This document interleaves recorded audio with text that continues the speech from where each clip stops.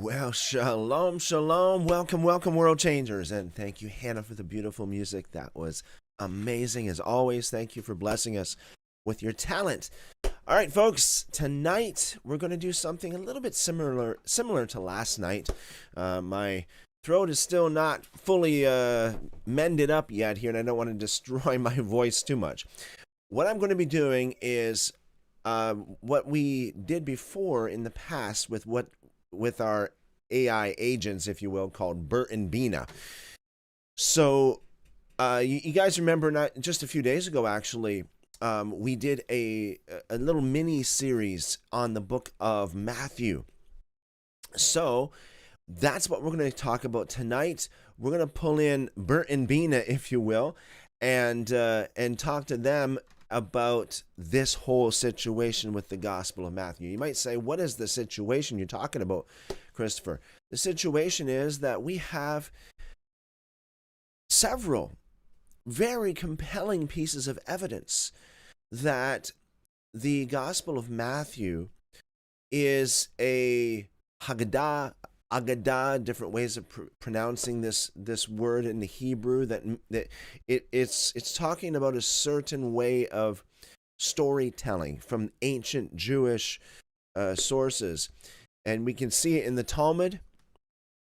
And the way it goes is there's like a fictitious story that's made up, but there is a moral behind the story. There is a truth that you can learn from it, or there is an underlying purpose to the story. It's not just, being fictitious for the sake of, deceiving somebody or lying to them, but rather it's to tell a story that didn't really happen, to teach something for a deeper purpose. So this is what we have, I do believe, in Matthew. We're going to talk about this, and we're going to pull in some evidence here and see how it goes. I pray that everything that we share here today would be a great blessing to you, increase your knowledge of the scriptures, your knowledge of the things of heaven, your relationship with God, and your knowledge of the truth. Amen, amen, amen. All right, in the live chat, we have Felix says, hi, everyone. Seek the Lord says, shalom. Hello, and shalom, shalom. Welcome and blessings multiplied to you and your family. Okay, well, let's start out here. What I'm going to have to do is I'm going to have to put on some headphones so that you don't get any feedback in the monitors. And we're going to pull in Bert and Bina, and we'll start it off here, see what happens. Any questions, any comments, feel free to drop those in the live chat, and we'll address those. Okay. Let's start. Hope everything works here. Let me know how it goes there in the live chat if we have a problem. Welcome back to the deep dive. Okay. Most of us have a version of the Bible in our heads that is, well, it's curated. It's the greatest hits album. Exactly. It's the smooth version. You've got the Major, the Sermon on the Mount, all the parables, the cross, the empty tomb. It all flows together in this really cohesive, smooth narrative. Right. But if you actually sit down and read the text, and I mean really read it, not just, the verses they print on the Sunday bulletin, you start to trip over things. It's the difference between watching a movie trailer and reading the actual screenplay. The trailer, it gives you the big emotional arc. It makes perfect sense. Right. The screenplay has all the stage directions, the weird continuity errors, and the scenes that, don't quite seem to fit the final cut of the movie. And that is exactly where we are living today. We are looking at what scholars sometimes call biblical puzzles. And I don't mean puzzle in like a fun Sunday crossword sense. No, not at all. I mean, parts of the Gospels that are genuinely deeply baffling. We're talking about narratives that don't seem to fit the timeline, math that absolutely does not add up, and prophecies that technically, well, they aren't there. These are the texts that usually get skipped over in a sermon series. And for good reason, because they require like a 40-minute footnote just to begin to explain. Right. Okay, I got a question. Oh, hey, our listener wants to join in. What's up? Yeah, I got a question. You're talking about all these kind of discrepancies and such. Is there a specific gospel that you're referring to? That is a fantastic question. And a really crucial one for framing this discussion. Okay, let's unpack this. The short answer is yes, we are focusing very heavily on one gospel today. We are primarily looking at the Gospel of Matthew. In fact, all three of the major puzzles we plan to discuss, the zombie saints, the genealogy mess, and the phantom prophecy, they all stem directly from Matthew. Matthew is often considered the most Jewish of the Gospels, and it's also the one that is arguably the most dramatic and theologically ambitious. And some scholars, like Christopher Enoch in one of our sources, argue that Matthew's editorial choices are the primary reason many later church traditions developed. Yes, Matthew adds specific language and embellishments for impact, what the source calls Aggada, a Jewish form of impactful storytelling. Like when Matthew changes the disciples' question to include the sign of your coming and the end of the age, which isn't in Mark or Luke. Exactly. Matthew often puts things in that simply aren't in the parallel accounts. And the reason we are so zeroed in on Matthew is because when you compare it side by side with Mark or Luke, the synoptics, that's when the discrepancies become really glaring. What's fascinating here is that Matthew is seen as the primary source for a lot of ideas, but he often changes the details. He seems to be willing to change the words of the disciples or manipulate the genealogy to make a theological point, according to some critiques. Which is why understanding Matthew's unique writing style is so essential for figuring out these puzzles. Right. So while we'll reference Mark and Luke for comparison, our deep dive today is squarely on Matthew. They're so crucial because they force us to ask, oh yeah, let's hear it. Yeah, so do you have evidence, like really good evidence, that Matthew is actually engaging in this Jewish storytelling technique, Aggada? That is a phenomenal question. And yes, we have sources that argue precisely that, with concrete evidence. When we talk about Matthew engaging in Haggadah, that narrative storytelling, it means he's using literary tools that were common in first-century Judaism. It's a storytelling practice where you invent or arrange details to teach a lesson or create a wow effect. Our sources point out that Matthew's birth narrative, for example, draws heavily on midrashic material, specifically the story of Moses. He's creating a narrative parallel to make Jesus look like Moses. And we can see this not only in the stories, but in the specific details he includes, like the massacre of the innocents, which is conspicuously absent in all non-Matthew historical accounts. If that huge event actually happened, historians like Josephus would have certainly mentioned it. The fact that it only appears in Matthew strongly suggests it's a Haggadic flourish. And the same technique, that creative embellishment for theological impact, is what some scholars argue he does with the zombie saints in Matthew. Oh, yeah, So what would you say to somebody who would rebut that by saying, well, God put the Gospel of Matthew in the Bible, and so we don't really need any of the other sources to confirm it?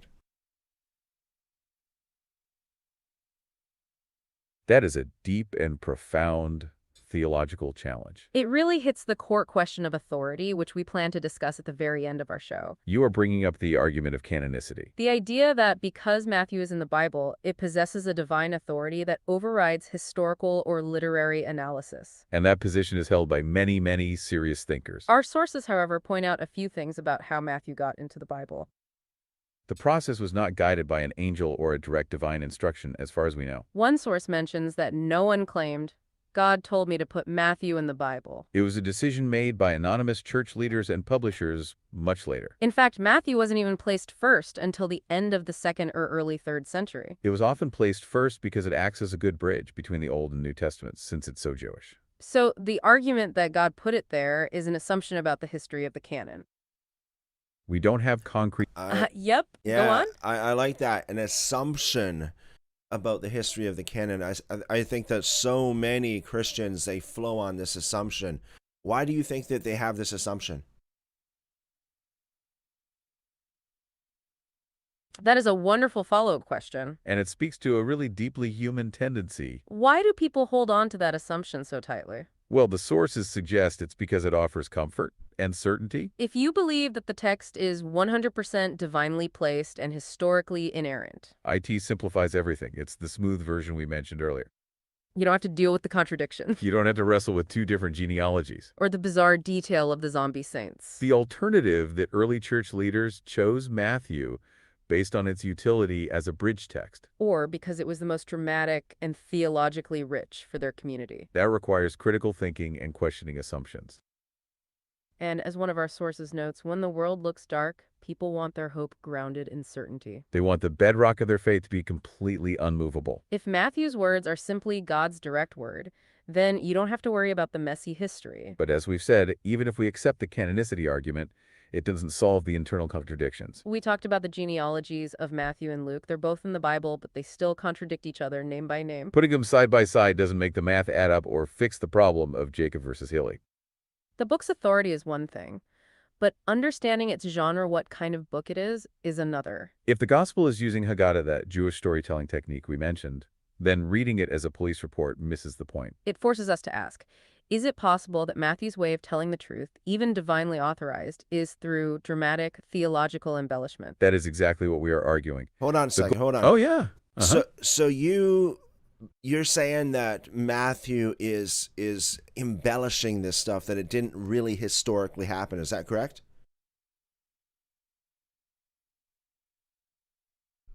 That is a very direct and fair question. And it cuts right to the heart of this entire discussion. Okay, let's unpack this. The answer is yes and no, depending on the story. When we talk about Matthew embellishing or using Haggadah, we are talking about a specific type of storytelling. It's not necessarily lying, but it's arranging or inventing details for theological impact. Our sources suggest that elements like the massacre of the innocents or the zombie saints are not likely historical facts. Why? Because they are conspicuously absent from all other contemporary historical records. If Herod slaughtered all the babies in Bethlehem, the historian Josephus, who chronicled every evil deed of Herod, would have mentioned it. The fact that it's only in Matthew leads many scholars to believe it's a dramatic theological portrait. Matthew is creating a narrative parallel to make Jesus look like Moses. And the goal isn't historical accuracy in the modern sense, but dramatic effect to show the theological weight of the moment. That perspective lets a story be profoundly true without being historically true. Matthew is often seen as the most Jewish of the Gospels, and that approach to storytelling is deeply rooted in Jewish tradition. This brings us back to our core question for the day. How did these ancient writers actually think? We have this tendency to assume they were like 21st century journalists with a notepad. Just the facts, man. Exactly. But as we're going to see today, their whole definition of history and truth might have been radically different from ours. So I got a question. Go for it. Did any of the other gospel writers or any other author of the New Testament write like this? That is a brilliant follow-up. That's a great question about the rest of the New Testament. When you look at the Gospels, Matthew is the standout. He is the one most associated with that highly Jewish midrashic style we've discussed. It's his unique way of writing. Mark is very fast-paced and raw. Luke is closer to a Greco-Roman history, claiming to write an orderly account. And John is its own universe, deeply theological, almost mystical. But Matthew has that specific penchant for numbers and for connecting every detail to a specific Jewish prophecy. However, you do find this kind of dramatization elsewhere, just not consistently. Think of the book of Revelation, which is pure apocalyptic literature. Or even the writer of Acts, Luke, will occasionally use the we sections to show he's an eyewitness. But the deliberate, consistent use of embellishment for theological purposes, like the zombie saints, is overwhelmingly Matthean. Our sources suggest that the other evangelists likely didn't feel the need for that same level of dramatic flourish. Matthew was really writing for a Jewish audience that understood and appreciated Haggadah. And that's exactly why he has these three major puzzles we need to address. Exactly. Got a question. Go for it. Is that the only piece of evidence that we have that Matthew was written for a Jewish audience? Do we have any other? Any other piece of evidence that would lead us to believe that? That is a phenomenal question. You're asking for more forensic evidence of Matthew's Jewishness. And yes, we have plenty of that. Matthew is considered the most Jewish gospel for several reasons. It's his literary features that point to a Jewish audience. First, Matthew does not explain Jewish customs. In Mark or Luke, they also have to say, the Jews do this. Matthew just assumes his reader already knows. He also uses the Old Testament far more explicitly and frequently than the others. He loves those fulfillment formulas. This happened so that what was spoken by the prophet might be fulfilled. He's constantly trying to prove to a Jewish reader that Jesus fulfills their scriptures. Our sources also point to Matthew's specific attention to numbers. That is a deeply rooted scribal tradition. His genealogy, which we're about to discuss, is mathematically engineered into those neat sets of 14. And that kind of structure is totally Jewish. It's why scholars say he was likely a scribe himself. Even if he wasn't the disciple Matthew, The author was steeped in that scribal tradition. So we have the customs, the scriptural focus, and the numerical patterns. All of that points squarely to an audience rooted in Judaism. And that's exactly why he has these three major puzzles we need to address. Exactly. So let's look at the three specific cases, all stemming from this unique Matthean style. Yes, all from Matthew. And the first one, which we've briefly touched on, is the strangest few verses in the entire New Testament. Oh, for sure. It's the moment in Matthew 27 where apparently a zombie apocalypse breaks out in downtown Jerusalem. We called it a zombie apocalypse, which is a modern term. It is, yeah. But the text itself is so startling, it certainly warrants that description. He really is using that Jewish storytelling technique, Aggada, for maximum impact. Then after that, we're going to look at the impossible math of Jesus' family tree. It looks like two completely different families when compared to Luke. That's right. And that is a problem that has kept theologians awake at night since the 3rd century. And finally, we've got the phantom prophecy in Matthew 2. Matthew tells us that Jesus grew up in Nazareth to fulfill a specific prophetic verse. The only catch. There is no verse. You can search the entire Old Testament and you will not find that verse. It's missing. Or, and this is the interesting part, it's hiding in plain sight, depending on how you understand ancient Hebrew wordplay. So we have rising corpses, broken family trees, and invisible verses. Before we dive into the weeds, let's... I got a question here. Oh, yeah. Go on. So you're talking about Matthew writing in a Jewish literary style, Aggada or Haggadah. Are there any other Jewish non-literary writing styles? And if so, what are they? Can you explain them? That is a phenomenal question, and it is a perfect segue. You're asking for the Jewish storytelling toolkit. Okay, let's unpack this. The short answer is absolutely yes. Jewish tradition is incredibly rich in non-literal storytelling. We've focused a lot on Aggada or Haggadah. That's the broad category for all the non-legal narratives like folklore and legends. Think of the story we mentioned earlier of the gnat of Titus. The one that grew to the size of a bird with brass claws. That's pure Aggada. It's profoundly true about divine justice. But there are two other main terms you need to know. The first is midrash. Midrash comes from a root meaning to seek or to investigate. It's a method of interpreting biblical texts by filling in the gaps. If the Bible doesn't explain why a character did something, Midrash creates a story to explain the why. It makes the ancient text relevant to the current life. Our sources suggest that elements of Matthew's birth narrative, which we'll look at, are seen as a midrashic flourish. He's making Jesus' story align with the Moses story. The other key term is mashal. That's the Hebrew word for a parable or an allegory. A mashal is a short, fictional story used to illustrate a complex idea. It always has a nimishal, or the moral explanation that follows. Jesus' use of parables, the sower, the prodigal son, those are perfect examples of mashal. So you have midrash, Aggada, and mashal. Matthew is very much steeped in all of these techniques. This storytelling culture allows a story to be profoundly true without being historically true in the modern sense. And that framework is exactly what we need to keep in mind as we look at these three puzzles. Oh yeah, let's hear it.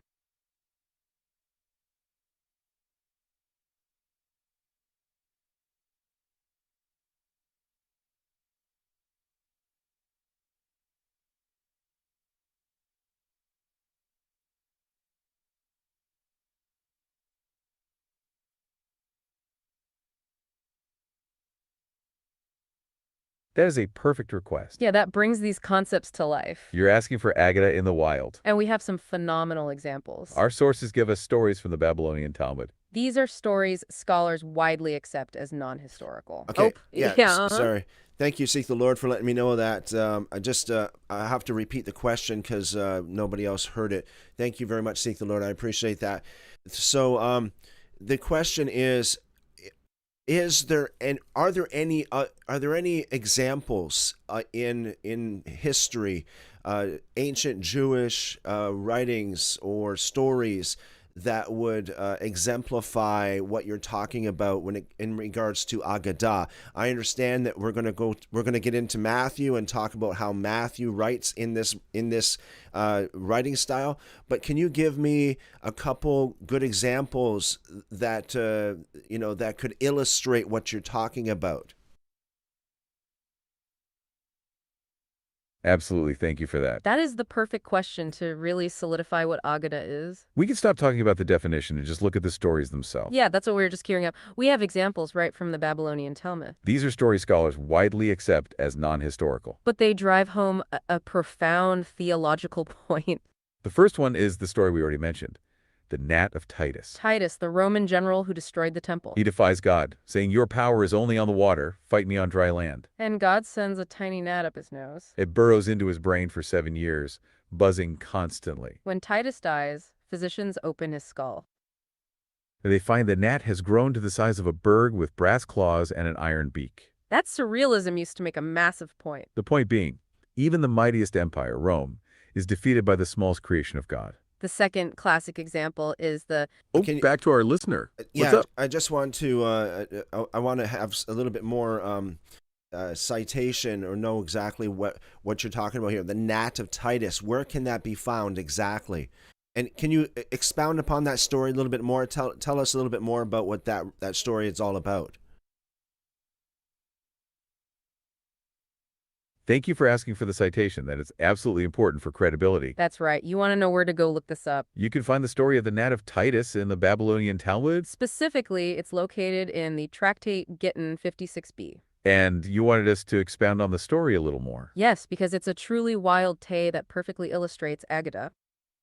The story is a polemic against the hubris of Rome. Titus, the conqueror who destroyed Jerusalem, is sailing back home. He's incredibly arrogant and boasts that God is only strong on the water. You know, if you're strong, fight me on dry land. So when he gets back to Rome, the invisible divine answer is this incredibly tiny insect. It flies right up his nose and starts burrowing into his brain. For 7 years, the gnat is a constant, torturous noise. Titus finds only one temporary relief: the sound of a blacksmith hammering. So he pays blacksmiths constantly just to hammer near him. But the gnat adapts. It gets used to the noise and resembles buzzing. When he finally dies, the physicians open his skull. And the creature has grown to the size of a swallow. The claws of brass and an iron beak, our source says. Biologically, it's impossible, but the message is profound. The world's mightiest power is defeated by the smallest thing God could create. It's divine justice delivered through surrealism. That is Aggada. Now let's move on to the next So- example so- of this so, type of uh, storytelling. so The that's- second classic example is the fantastic voyages of Hold Rabba. on a second.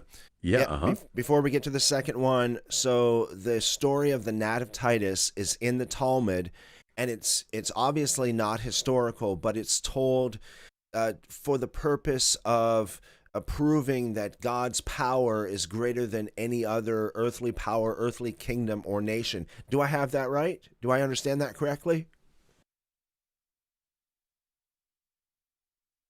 You have absolutely nailed the Nimshal. Yes, that's exactly right. That is the ultimate takeaway of the Titus story. It's a polemic, a theological argument against Rome's massive hubris. The point isn't the gnat's biology. The point is that Titus, the man who destroyed the temple, was defeated by a creature he couldn't even see.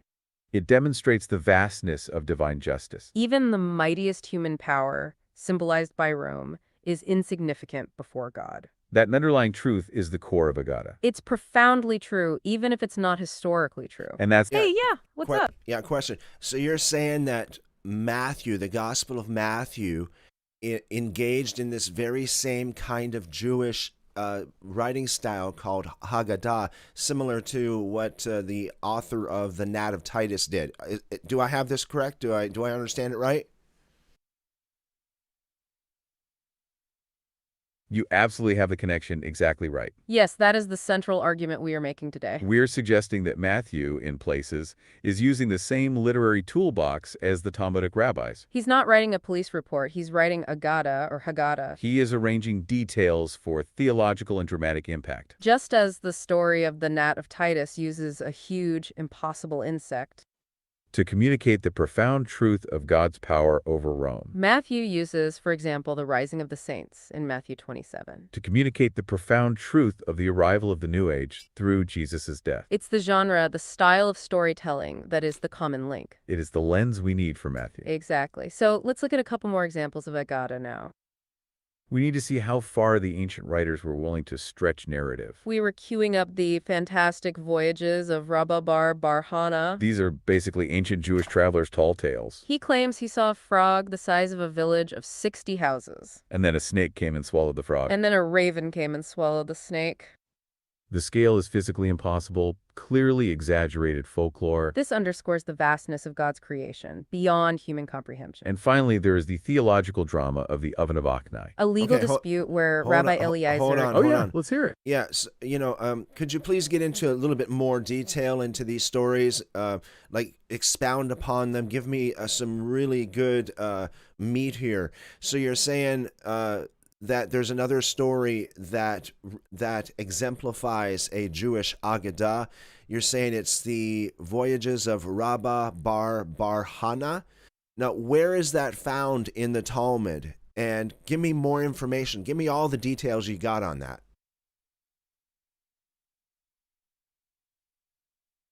You want all the details, and we are happy to provide the meat here. That is exactly what we need to bring this storytelling style to life. Let's focus first on the voyages of Rabbah bar Hana. You can find these tall tales in the Babylonian Talmud. Specifically, they're located in the tractate Baba Gatra 73b 74a. These are a series of exaggerated tales from a sage who traveled a lot. He was known for recounting incredible sights he saw at sea or in the desert. Okay, let's unpack this. The frog story is just the beginning. He says, I saw a frog the size of a village of 60 houses. It is already physically impossible. Then a huge snake came and swallowed that village-sized frog. But A frog the size of 60 houses? Did I get that right? Yes, that is exactly right. a frog the size of a whole village. And this is where the Aggada really kicks in. Because it's a chain reaction of the impossible? He says the snake swallowed the village-sized frog. But wait, then a raven came and swallowed the snake. And he adds that the raven sat on a tree. He then says, imagine how strong that tree must have been. The scale is completely absurd, and scholars treat it as pure folklore. It's meant to test a student's ability to interpret metaphor versus literal fact. But the point, the nimshal, is profound. It underscores the vastness of God's creation, something beyond human grasp.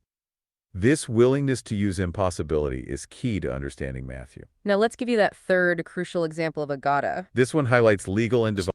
Yep, Yeah, go on. I want to just make it clear, the one that you just spoke of here, Rabbah bar Hana, is found in the Babylonian Talmud, Baba Batra 73b to 74a. Did I get that right?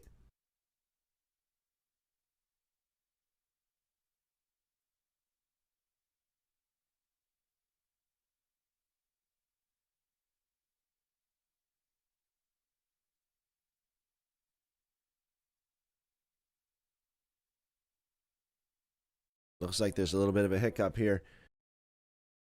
Anybody in the live chat got any I appreciate you questions? pointing that out. Sometimes when we get excited, the tech does too. Thank you for the quick, helpful interjection. We were just about to dive into the final Aggadic example. Yes, the last one is critically important for understanding genre. The one that deals with legal and divine authority. The theological drama of the Oven of Achnai. This one is in the Talmudic tractate Baba Metzia 59b. It concerns a legal dispute between Rabbi Eliezer and the other sages. Eliezer is outvoted by his peers on a point of Jewish law. So he calls on the supernatural to prove he is right. A carob tree flies hundreds of cubits across the field. And a nearby stream reverses its flow completely. The sages, however, are completely unimpressed. They respond, we do not bring proof from carob trees. They believe the law is determined by human interpretation. Then a divine voice, a bat call, booms from heaven. It sides with Rabbi Eliezer, saying the law is always as he says. The Rabbi Joshua stands up and rebukes God himself. Quoting the Torah, he shouts, "It is not in heaven." He is arguing that the law now belongs to human scholars. Once the Torah was given, humans hold the interpretive power. This is a classic example of profound theological drama. So these examples, the gnat, the frog, the flying tree, they show us that historical fact was secondary. The potency of the moral or theological message was everything to these ancient authors. And that is the exact literary framework Matthew is working in when he writes about the rising saints. That's the lens we need to bring to the gospel. Excellent. So why does any of this matter? Yes. Why does any of this matter? Is this just poking holes? Not at all. That's really not the goal. The mission here is to understand the genre.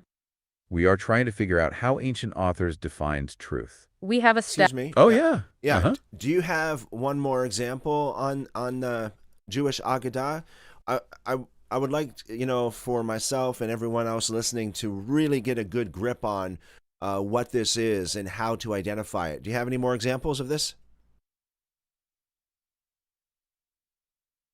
I love that request. We absolutely have one more example. You're right, seeing more examples is the best way to really cement what Aggada is. Okay, let's unpack this. This last one is really subtle. It connects back to the point we made earlier about Matthew's birth narrative. Remember, we mentioned Matthew draws a parallel between Jesus and Moses. This is a classic example of a midrashic flourish that functions like Aggada. Our sources discuss the massacre of the innocents. That's the story only found in Matthew, where Herod kills all the male babies in Bethlehem. Why do scholars think this is Aggada and not history? Because it's a direct literary parallel to the beginning of the Moses. hold on. Oh, go for it. Yeah, you didn't really say much about the other example. What is the other example you're talking about? Before you get into Matthew, what is the other example? You are absolutely right to pull us back. Thank you for keeping us honest on the details. We started to dive into the Moses-Jesus comparison. And we didn't finish explaining that specific example. Okay, let's complete the circle on the massacre of the innocents. We noted that Matthew's birth story mirrors the start of the Moses story in Exodus. No. Go for it. No, I'm talking about another example of Jewish Aggadah that you have not dove into yet, that is not in the Bible, not in Matthew. You are absolutely right. You are looking for a completely separate, non-biblical example. And we had one ready to go. We mentioned it very briefly before we got pulled into Matthew's birth story. Okay, let's unpack this. This is the story of Honi the circle maker. Honi was a real historical figure. He lived in the 1st century BC. But this specific story about him is classic Aggada. You can find it in the Babylonian Talmud, Tractate Tani 23a. The story concerns Honi seeing an old man planting a carob tree. Honi asks the man, "Do you expect to live 70 years to eat this fruit?" The old man replies, "My ancestors planted for me, so I plant for my children." Honi then sits down and falls asleep. A rock formation encloses him, and he sleeps for 70 years. He wakes up and sees a man picking fruit from that same tree. The man is the grandson of the planter. Honi realizes he slept for 7 decades. Heartbroken because all his peers are dead, he prays for death. Why is this clearly non-historical? The Rick Van Winkle-style 70-year sleep is a common folkloric motif. It's seen in Greek and Christian legends, too. The point, the nimshal, is the value of intergenerational responsibility. I plant this for my children. It also teaches the tragedy of social isolation. The supernatural sleep is simply a narrative device. That's why it is purely Aggada. Now let's return to the Moses-Jesus comparison in Matthew's. One more question. How do we know, how do you know if you're reading Haggadah or history? What kind of criteria are we looking for here? That is the most essential question of the day. You are asking for the rule book. How do scholars distinguish between historical reportage and Aggada? We don't want to play gotcha with the Bible. We want to understand what the authors intended. Okay, let's unpack this. There are several criteria scholars use. We could start with the criteria used for all historical inquiry. Our sources reference the historical criteria used on all ancient texts. The first rule is the criterion of independent attestation. If you have multiple separate sources telling the same story, it is likely historical. Conversely, if a major spectacular event is only found in one source. Like the Gnat of Titus or the zombie saints, that's a red flag for Aggada. Second, there's the criterion of contextual credibility. Does the event contradict what we know about the world at that time? A gnat growing to the size of a bird violates known biology. A frog the size of a village violates physics. These are signals that the author is using hyperbole for a purpose. Third, and this is specific to Matthew, is the criterion of literary agenda. Is the detail being included simply to fulfill a known literary or theological pattern? Like Matthew's effort to create a Moses-Jesus parallel? If the detail seems forced to meet a prophecy or a numerical structure, It suggests the author is composing, not just recording. and that leads us to the massacre of the innocents. It is the perfect example of applying these criteria. The event is attested only by Matthew, It violates contextual credibility because Josephus missed it. and it fits a clear literary agenda, making Jesus the new Moses. So those three criteria, independent attestation, contextual credibility, and literary agenda, they help us sort out the genre. And that's exactly the lens we need for the rest of our discussion. You've given us the perfect transition, actually. We can finally dive into our 3 specific Matthew puzzles. We'll start with how the criteria apply to the saints rising. Yes, but first let's frame this whole deep dive for us. Why does any of this matter? Is this just an exercise in poking holes in the Bible? Not at all. That's really not the goal. The mission here is to understand the genre. We are trying to figure out how ancient authors defined truth. We have a stack of sources today that span the spectrum of opinion, We have those who defend the literal history of the events. and those who take a hard historical skepticism approach. Because the core question is the relationship between history and theology. If the Bible says something happened and external history says it didn't, Right. Can a story be theologically true if it's historically false? or if you pull that one thread of history, does the entire sweater of theology just unravel? That is the tension we are working in. Okay, let's stop talking about it in the abstract. Let's open up Matthew 27. We are at the climax of the gospel. Oh, yeah. Let's hear it. Just before you get into this, I know someone might be thinking, so if Matthew said that it happened and it didn't happen, does that make him a liar or deceptive? That is a phenomenal question. And it is the single most persistent objection to the Aggada argument. Does using literary embellishment equate to being a liar? Okay, let's unpack this. Our sources actually address this directly. The consensus, even among scholars who accept the fictional elements, is that Matthew was not malicious. They are not saying he was lying in bad faith. He was using a recognized literary technique of the time. As one source So- puts it, yeah, So you're saying that the original audience of Matthew understood that he was not writing history, but rather he was writing in this Aggada style that like legends and folklore and fictitious stories to convey another theological truth or to provide emphasis or impact. Do I have this right? You have absolutely summarized the core argument. Yes, you are exactly right about the original audience. That is the crucial interpretive move. If the audience was steeped in Jewish Aggadah and Midrash, They would recognize the genre immediately. they would see the surreal descriptions, like the gnat or the flying tree. And they would focus immediately on the nimshal, the theological point. They would understand that the narrative vessel, the plot, was secondary. As we mentioned, Matthew's goal was not to be a 21st century journalist. He was painting a portrait for theological and dramatic effect. So to them, he was not being deceptive. He was being a skilled Jewish storyteller using the tools of the trade. The problem of lying only arises when we, the modern readers, Ignore that Jewish literary context and impose a different genre. we are trying to force a poem into a police report. It just won't fit. Matthew was painting a portrait, adding shadows and highlights that weren't there. And this brings us right to Matthew 27. This is the moment where he uses that Aggadic flair to the maximum. We are at the Oh, Hold back on to our a sec. listener. What's yeah, up? Yeah, I understand Matthew 27 is the whole zombie apocalypse. One question here I want to ask, and that is, are you going to talk about the flight to Egypt too? Do you have that on the agenda?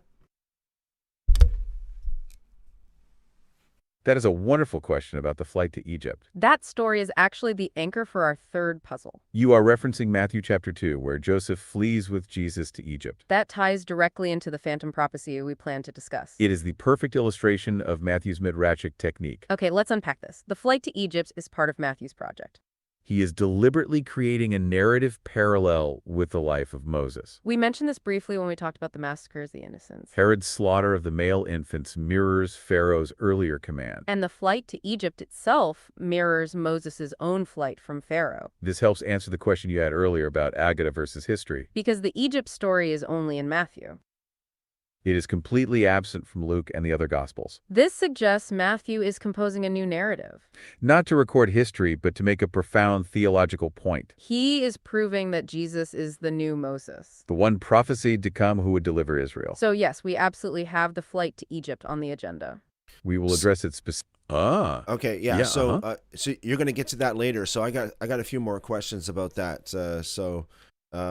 Remind me. So go to what you were going to talk about, the zombie apocalypse. Let's talk about that. You got it. We will definitely flag the Egypt questions. We absolutely will circle back to that third puzzle. But yes, let's jump straight into the big showstopper. We can dive right into Matthew 27. Okay, this is Matthew chapter 27, starting at verse 51. We are at the climax of the gospel. Jesus dies.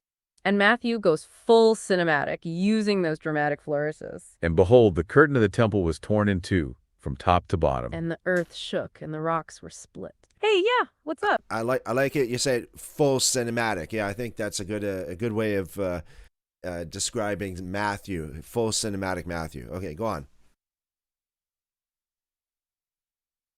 Thank you. Full cinematic Matthew really captures the style, doesn't it? It does. It captures the spirit of that Aggadic wow factor. He loves his spectacle, his special effects. Right, and those special effects start immediately after Jesus dies. Exactly. We were about to read the next lines of Matthew 27. And the earth shook, and the rocks were split. Here's where it gets really interesting, the part we call the zombie saints. The tombs also were opened. And many bodies of the saints who had fallen asleep were raised. This is physical flesh and bone, reanimated corpses. So what do these reanimated corpses do? The text continues. And coming out of the tombs after his resurrection, they went into the holy city and appeared to many. Logically, this would have to be a massive public event. I mean, you've got formerly dead people walking around Jerusalem. And this brings us right back to our criteria for Aggada. Specifically, the criterion of independent attestation. The argument from silence is usually pretty weak. But in this specific case, it carries a tremendous amount of weight. We mentioned Josephus before, the Jewish historian. He was the first-century Jewish court historian. His job was literally to chronicle the history of Jerusalem. And the thing you have to understand is he loved weird supernatural signs. He records a cow that gave birth to a lamb in the temple courts. A cow giving birth to a lamb makes it into his history book, but Hundreds of dead saints walking around downtown Jerusalem, that doesn't make the cut. he mentions nothing. Absolute, total silence. And the skeptic source goes even further than just Josephus. They point out a reporting anomaly inside the Bible itself. Just think about the other gospel writers, Mark, Luke, and John. If this literally happened, how could they possibly leave it out? It's a glaring, inexplicable omission. And then look at the book of Acts. Peter is preaching the very first Christian sermon. Right in the city where it supposedly happened. He is trying to convince a skeptical Jewish crowd that Jesus has risen. He never says, ask the hundreds of people who saw their dead grandparents walking around. It would have You know, seemed... Oh yeah, You let's know, hear it. I never really thought of it that way. Yeah, that's a very good. I think that's a very good point. You know, so Peter is trying to convince everyone of the power of the Christ, if you will, or the Yeshua was the Christ, and never once did he say, oh, you know, all these patriarchs, Abraham, Isaac, Jacob, and Job, and Isaiah, and King David. Look at they're here, and they came out of their tombs when Jesus rose from the dead. Yeah, so it's very, it is a conspicuous absence to say the least. Go on.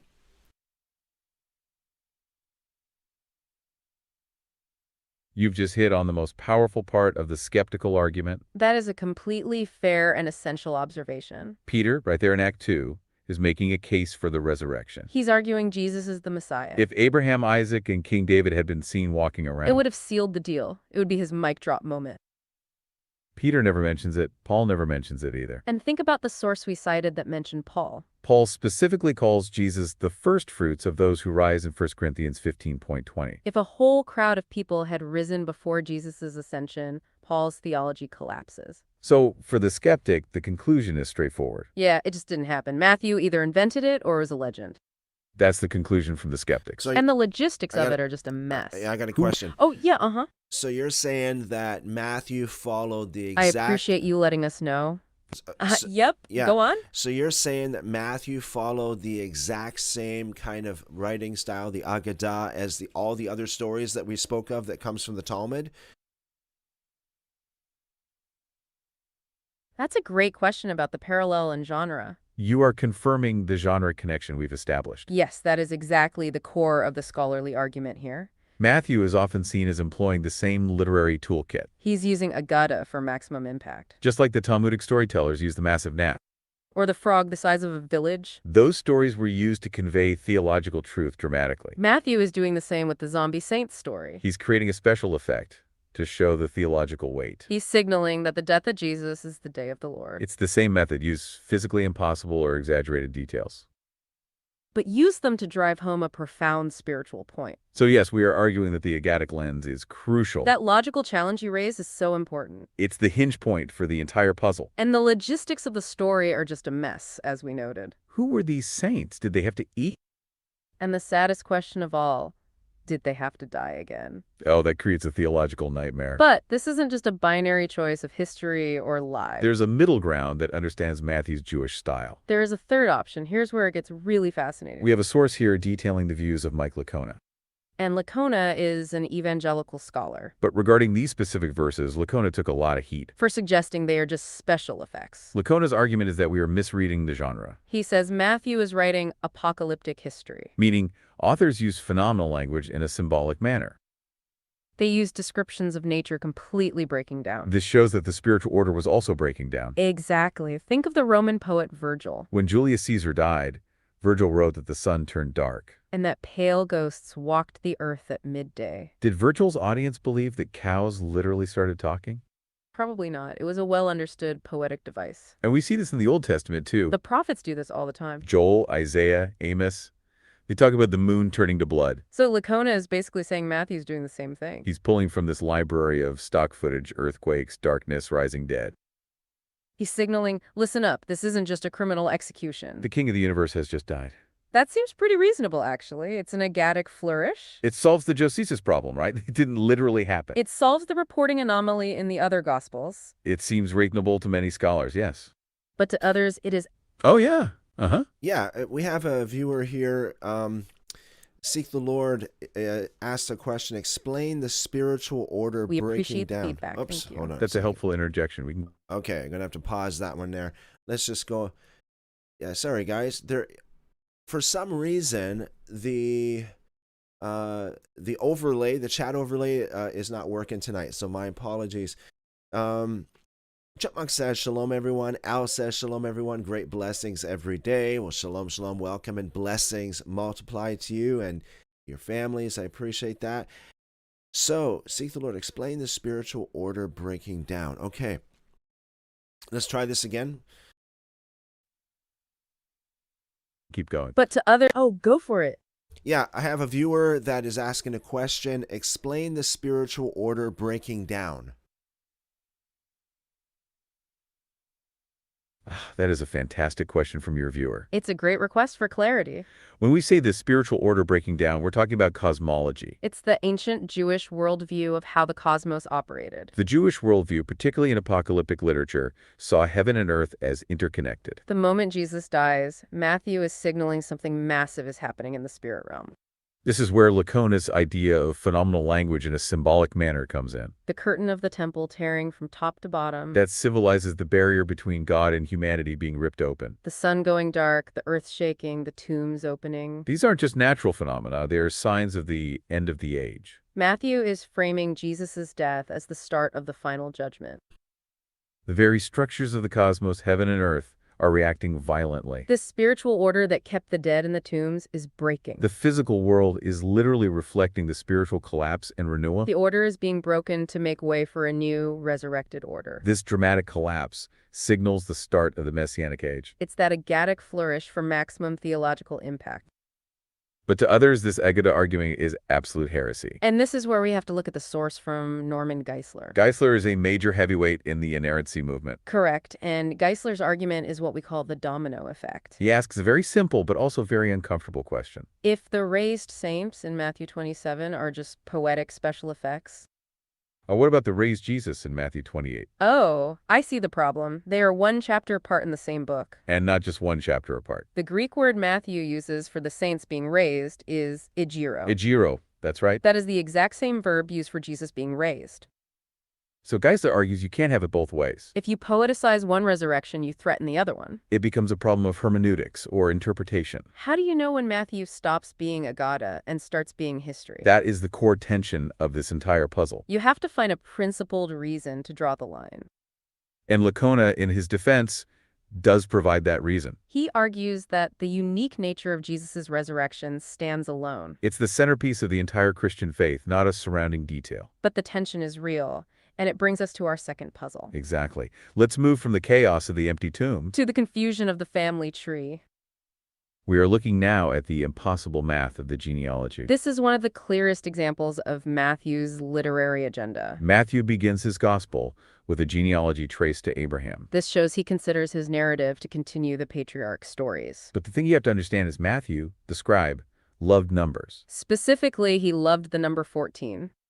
He claims to present the generations in three neat groups of 14. But if you actually count the names, it simply doesn't add up. The third group is short by at least 2 names, sometimes 3. Our sources say he deleted 3 kings to force that 14 to 1414 code. He also manipulates the final name to make the math work. This is composition, not neutral history. Oh, So- go for it. Yeah, so which kings did he delete, and how do you know that he deleted them? What's the other source that you're comparing it with? That is a phenomenal question. You're asking for the receipts on those missing kings. And yes, we absolutely know which kings were deleted. We know because Matthew's compared directly with the Old Testament. Specifically, we compare Matthew 1.8 with 1 Chronicles 3. Matthew's version is telescoping. It skips generations. He connects King Joram directly to King Uzziah. But if you look at 1 Chronicles 3.11-12, there are 3 kings in between them. The names deleted were Ahodiah, Joash, and Amaziah. They are actual historical figures in the lineage. So Matthew took 3 human beings out of his history. Why those 3? One source suggests they were removed. It's because of the marriage of Joram to Athaliah. She was the daughter of the wicked Ahab and Jezebel. The 3 kings in question were their descendants. They are also noted for dying violent deaths. But the main point, the primary reason for the deletion, Was souling to make that magic number 14 work.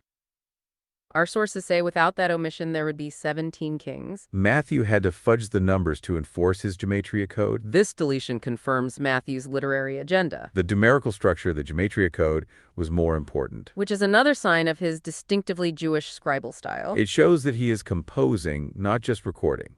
Now let's talk about the final name in that list. He also manipulates the final name to make the math work. This is competition, not neutral history. And this brings us directly to the third puzzle, the Egypt narrative. You asked about the flight to... Oh, yeah. Hold on a second.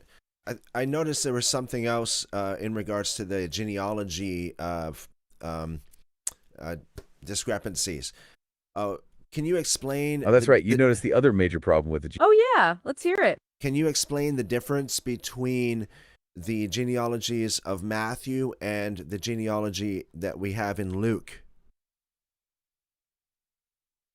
You are absolutely right. You noticed the major problem with the genealogy. That is the crucial second half of this puzzle. It's the conflict that has stumped scholars for centuries. Okay, let's unpack this. The 2 lists are nearly identical at the beginning. They agree all the way from Abraham down to King David.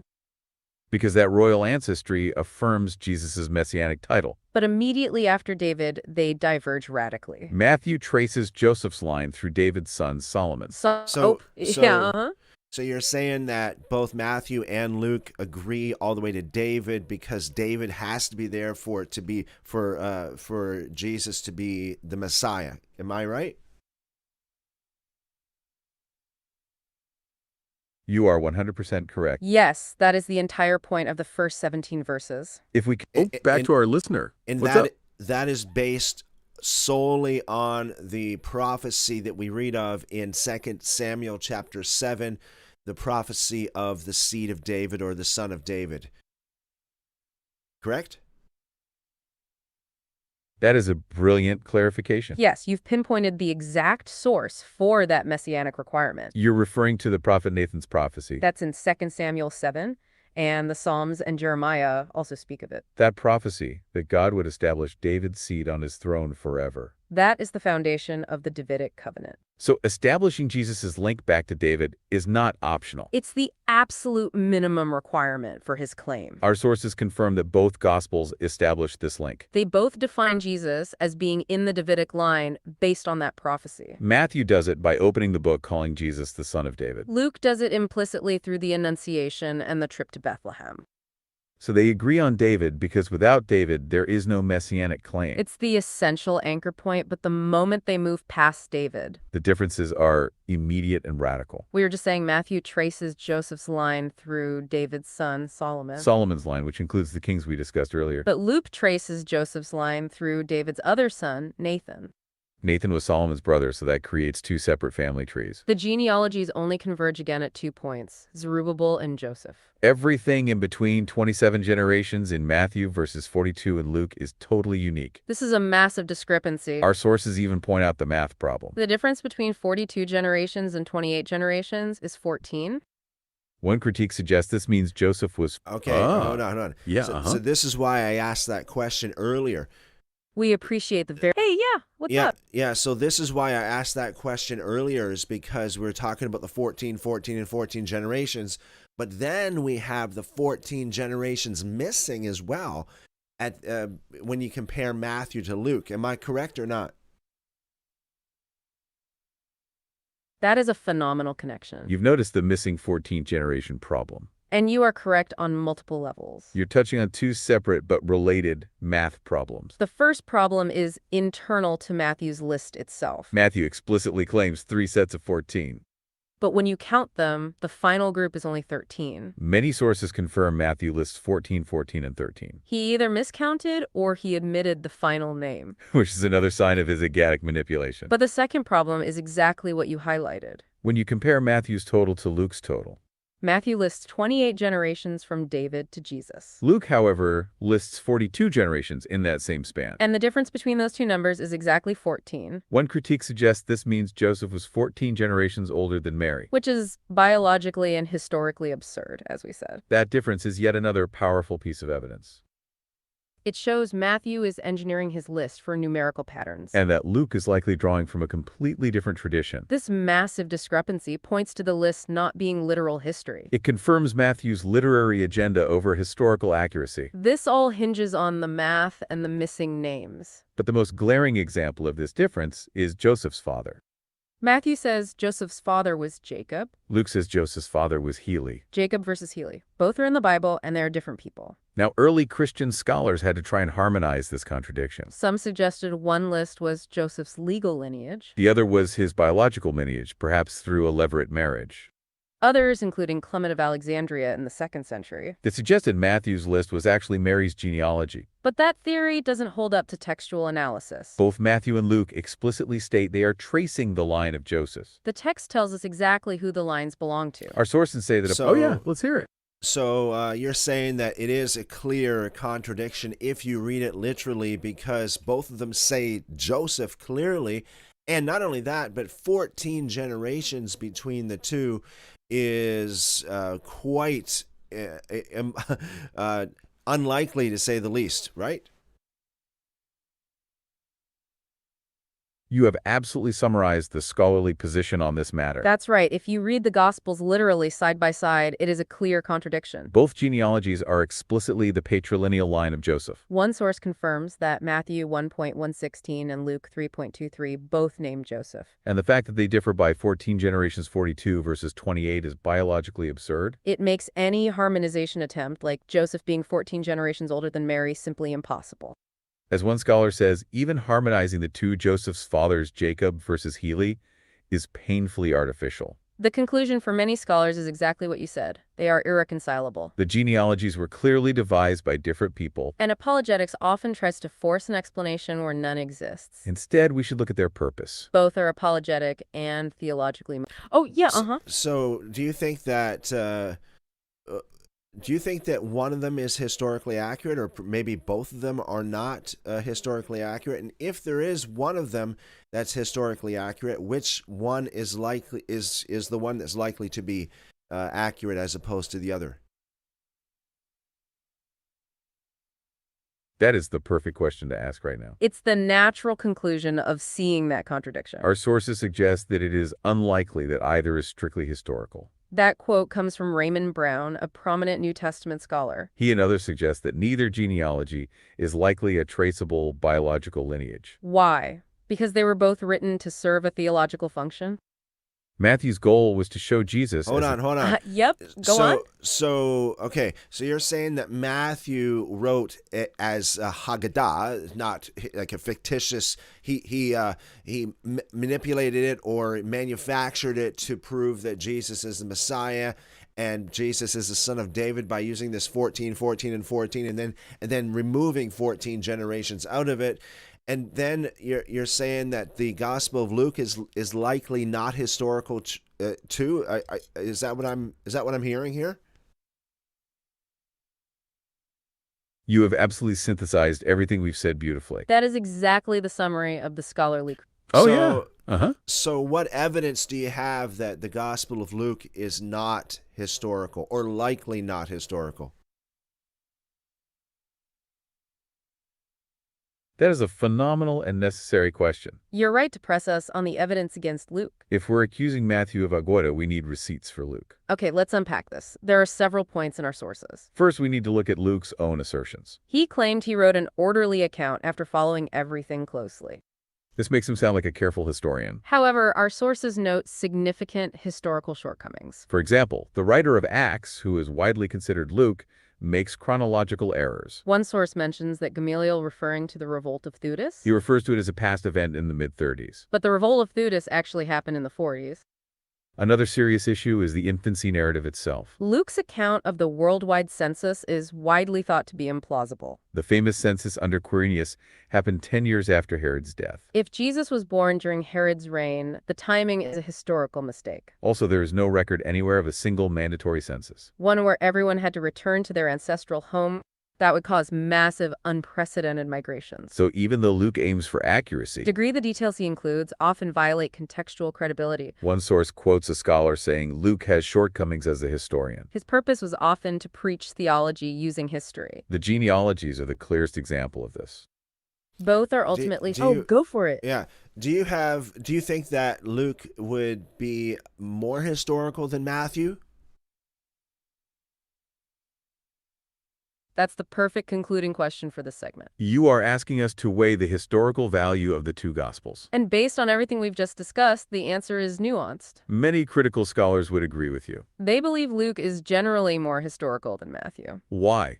Because Luke claims to have made an orderly account? He writes much closer to the style of a Greco-Roman historian. He focuses on details like specific Roman rulers and dates. Even though we noted he makes some chronological errors. But Matthew, as we established, is steeped in Aggada. He is deliberately manipulating details for theological and numerical effect. Like the zombie saints and the manipulated genealogy. So Matthew's intent is clearly theological first. Luke's intent is also theological, but he is at least attempting a historical style. Our sources suggest Luke's priority was interpreting the current teaching of Christianity, not simply recounting past events. So the verdict is, Luke is aiming for a better style of history. But scholars still find irreconcilable problems in his details.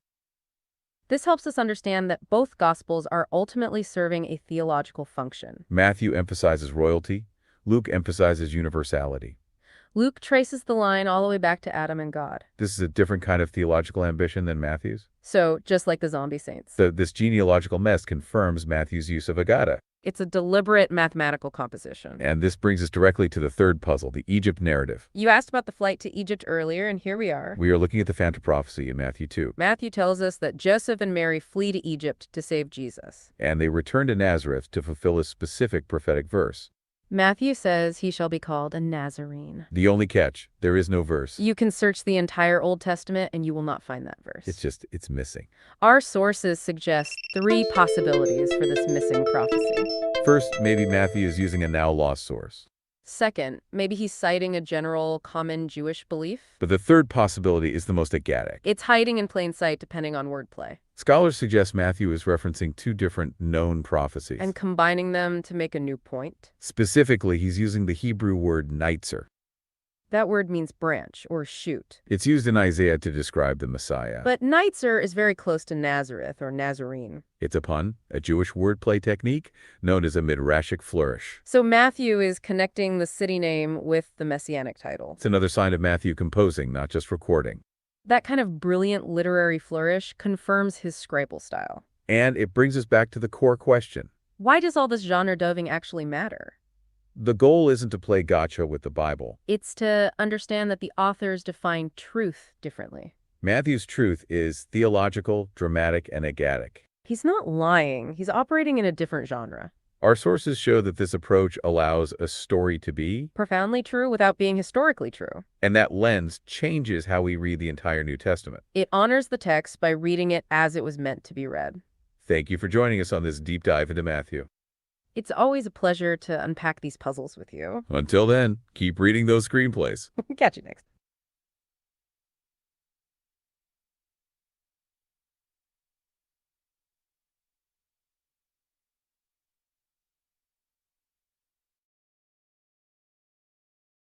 Okay, do we have any questions here before we move on?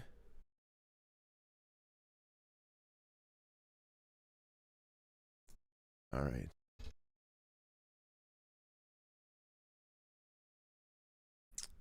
All right.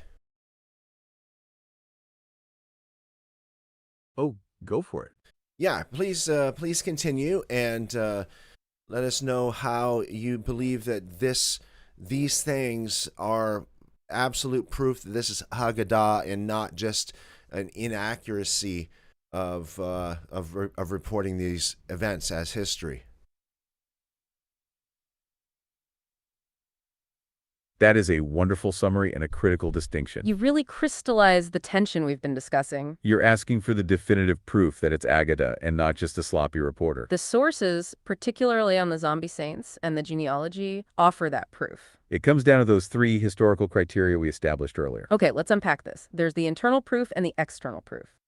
Externally, the sheer lack of any corroboration for spectacular events. No Josephus mention, no Peter or Paul mention, no Luke mention. If the events were truly historical, the silence is deafening. Internally, it's the clear literary agenda. Matthew forces the narrative to meet specific non-historical goals. Like deleting 3 kings to make the number 14 work.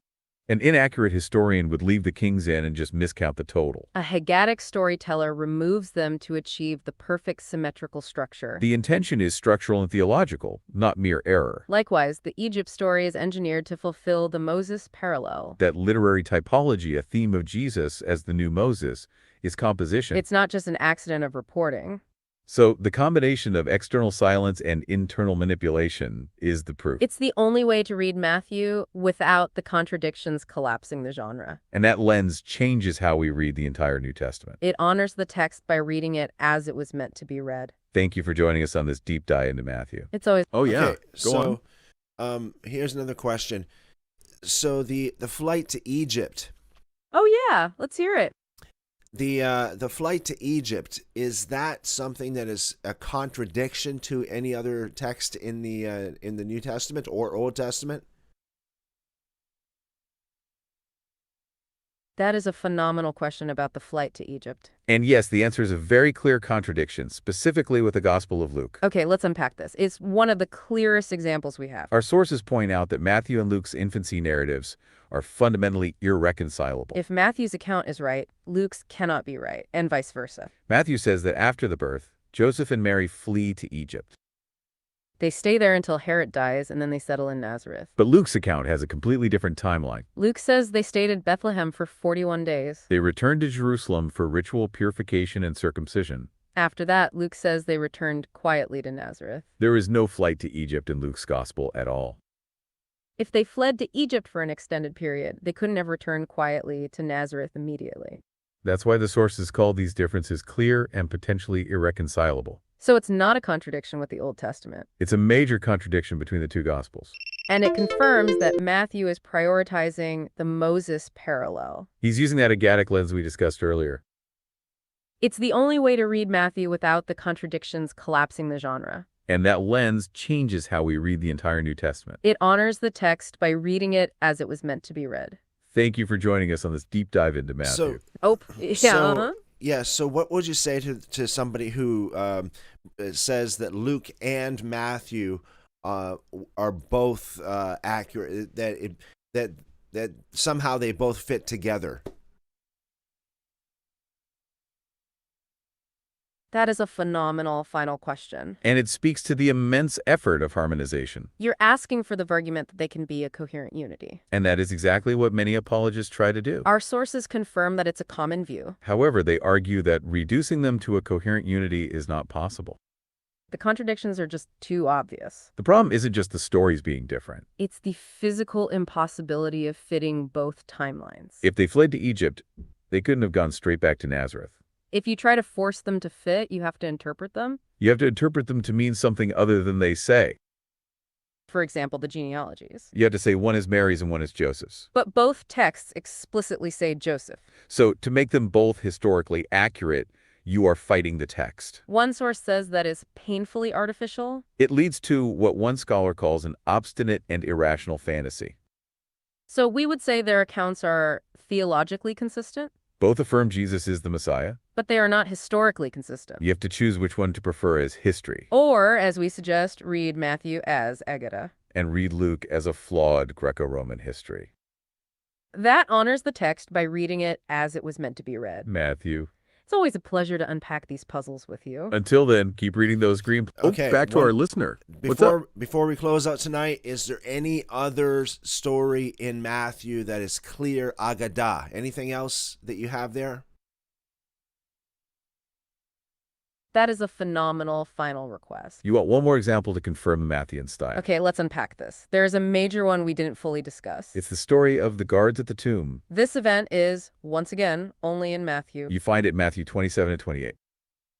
It's another example of full cinematic Matthew. Matthew describes the Roman guards shaking like dead men. An angel descends, rolling away the stone dramatically. His appearance is like lightning, his clothing white as snow. Mark's account, on the other hand, is completely low-key. In Mark, the stone is simply rolled away when the women arrive. There's just a young man inside, no fanfare, no guards. Matthew adds all the theatrical drama and special effects. The ultimate Aggada is what happens next. The guards go to the Jewish leaders and are bribed. They agree to lie and say they fell asleep. This was punishable by death for a Roman soldier. The consensus is that this guard story is likely Aggada. It's an invention to counter the early Jewish claim. The claim was that the disciples stole the body. Matthew is providing a counter-argument in narrative form. It's a perfect literary flourish for maximum theological impacts. Just like the zombie saints we discussed earlier. It's designed to solve a contemporary problem. Not necessarily to record a historical event. That honors the text by reading it as it was meant to be read. Until then, keep reading. Okay. Yeah, So obviously there's a lot more to the Gospel of Matthew in the way that Matthew writes an Aggada style that we covered tonight. Am I right in saying that? You are absolutely right in saying that. You have perfectly summarized our entire deep dive. There's so much more depth to Matthew's style. We only touched the surface of his Aggavic ambition. His whole gospel is structured for dramatic effect. Remember, Matthew wanted to create a wow factor. And that includes the genealogy, the zombie saints. And that final story about the bribed guards. All of that points to a specific literary style. It's all about theological truth over historical fact. That honors the text by reading it as it was meant to be read. Thank you for joining us on this deep dive into Matthew. It's always a pleasure to unpack these puzzles with you. Until then, keep reading those screenplays. Catch you next. Okay, guys. If you have any final questions, let me know in the live chat. Otherwise, we'll just we'll make it a little bit of an earlier night tonight, and hopefully my throat will be better tomorrow, and I can, talk more comfortably. So, yeah, if you haven't already, please leave a like, subscribe, and follow. If you're new here, we go through the scriptures like this. Well, we don't normally do this kind of thing, but we go through the scriptures and compare the manuscripts, looking into the historical context, the cultural context. We just want to know exactly what happened, and to ask the question as well: what did the original manuscript actually say? All right. Well, yeah, Seek the Lord says that was interesting. AI can be a good study companion. Well, thank you, Seek the Lord. I'm glad you enjoyed that. All right. Well, yeah. Last call, folks. Last call at the bar, the scripture bar. That is. If you have any questions, drop those in the live chat. If you are a returning viewer, please be aware that we do this every day, pretty much, by the grace of God, even when I'm not feeling so great as I have been the past few days. But we do this pretty much every day, 7 days a week, and yeah. So if this is something that you like, getting into it deeper than most people would ever go into it, then make sure you're subscribed, make sure you're following. And if you want to, if it's on your heart to support what we do here, please consider joining the YouTube channel, or you can support it on Subscribestar. The links are in the description. Thank you for your consideration, and thank you for those of you who are members and those of you who are supporting. Again, thank you from the bottom of my heart. It's the reason why. It's the reason how we can do what we do here every day. So thank you. Chipmunk says, good questions, Christopher. Feel better ASAP. Many blessings to you and family. Good health, rest, and wisdom to all. Thank you, Chipmunk. I appreciate that. Blessings, good health, wisdom, and wings from God, as always. To you as well. Blessings, blessings. Have a great night. Seek the Lord says, thank you for your time, Brother Christopher. God bless you and all here richly and abundantly. See you tomorrow. Thank you. Seek the Lord. I appreciate that. God bless you more. Blessings multiplied to you and your family. Al says, it sure is. Seek the Lord. Feel better, Brother Christopher. Thank you for all you do. Everyone have a great night. Shalom and God bless. Thank you, Al. Appreciate that. Shalom, great peace and blessings multiplied to you and your family as well. Have a great night. Okay, guys, Lord willing, we'll see you tomorrow. Same time, same place. So tomorrow is another Erev Shabbat, right? Yeah, Friday again. Wow. It just feels like you just blink and they just go by just like that. Another week. Okay, folks, Lord willing, we'll see you tomorrow, 7:30 p.m. Eastern. That's 7:30 p.m. New York time. Until then, keep on calling on him and he will show you great. Almost forgot it. Keep on calling on him and he will show you great and mighty things that you don't know. Jeremiah 33:3. Much love, guys. Good health, long life to you. I pray the Lord bless you and keep you, make his face to shine upon you, lift up his countenance upon you, and give you wonderful, wonderful shalom. Amen, amen. We'll see you guys tomorrow.